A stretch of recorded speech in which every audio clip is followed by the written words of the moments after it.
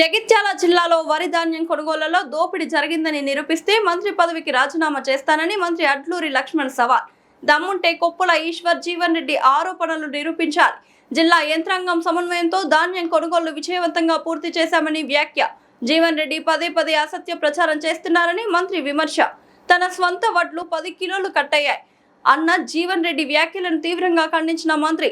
జీవన్ రెడ్డికి సంబంధించిన track sheet ను మీడియా ముందు విడుదల చేసిన మంత్రి లక్ష్మణ్, జీవన్ రెడ్డికి సంబంధించిన 190 క్వింటాల ధాన్యం కొనుగోలు జరిగిందని, వాటికి సంబంధించిన డబ్బులు కూడా జీవన్ రెడ్డి అకౌంట్లో పడ్డాయి.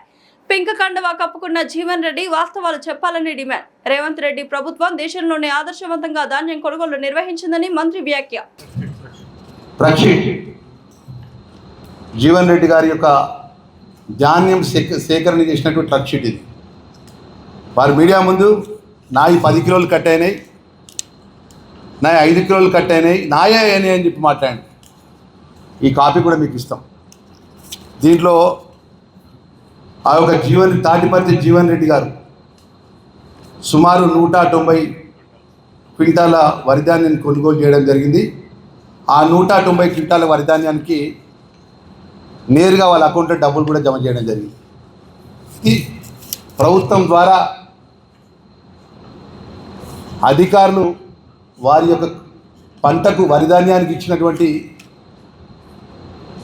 190 క్వింటాలకు వరిధాన్యానికి 190 క్వింటాలకు డబ్బులు చెల్లించే విధంగా ట్రక్ షీట్ వారికి ఇస్తే వారి మీడియా ముందు వచ్చి అట్లా పచ్చి అబద్ధం ఆడుతుందంటే దేనికి నిర్వచనం అంటున్నది. డబ్బులు జమ అయింది.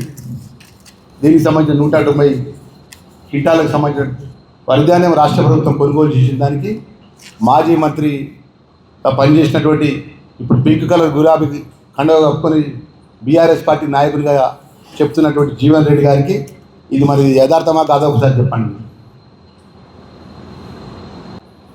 ఆ విధంగా ఒక నిజాయితీగా, ఒక ట్రాన్స్పరెన్సీగా రైతుల పక్షాన కొనుగోలు చేసి ఆర్థికంగా ప్రభుత్వం మీద ఇబ్బంది ఉన్నా కూడా మేము కొనుగోలు చేస్తే ఇక పొద్దుగా లేచి సాయంత్రం దాకా ముఖ్యమంత్రి మీద మాట్లాడడం, ప్రభుత్వం మీద మాట్లాడడం, మా మీద మాట్లాడడం, మళ్ళీ ఏమంటాడు ఇసుక గురించి మాట్లాడతాడు.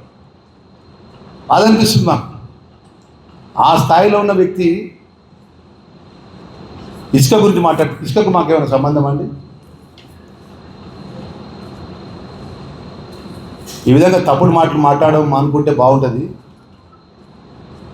ప్రజలు అన్నీ గమనిస్తాం, వాస్తవాలు ప్రజలకు అన్ని విషయాలు కూడా వారి ముందు మేము పెట్టినాం. ఇప్పుడు కొప్పలీశ్వర్కు జీవన్ రెడ్డి దానికి ఒకటే మాట మాట్లాడుతున్నాం. నేను ఈరోజు కూడా కొప్పలీశ్వర్ గారు జీవన్ రెడ్డి గారు అంటున్నారు. ప్రజాస్వామ్యంతో ప్రజలు ఎన్నుకోబడ్డప్పుడు ప్రజాప్రతినిధిగా ఉన్నప్పుడు వాస్తవాలు మాట్లాడాలి. నేను ఇప్పుడు రాజీనామా పత్రం నిలిచిపోతాను. రిజిగ్నేషన్ పత్రం ఇస్తా, వాళ్ళు ఏ ఫార్మేట్ ఇవ్వమంటే ఆ ఫార్మేట్ ఇస్తాను. దమ్ము ఉంటే రివ్యూ చేయమనండి. ఇద్దరు జీవన్ రెడ్డి రివ్యూ చేయమనండి, కొప్పలీశ్వర్ రివ్యూ చేయమని. వాళ్ళు రాజకీయంగా శాస్త్రంగా ఏ పోటీ చేయమని చెప్పి వాళ్ళ దానికి కట్టుబడి ఉంటారు చెప్పమని.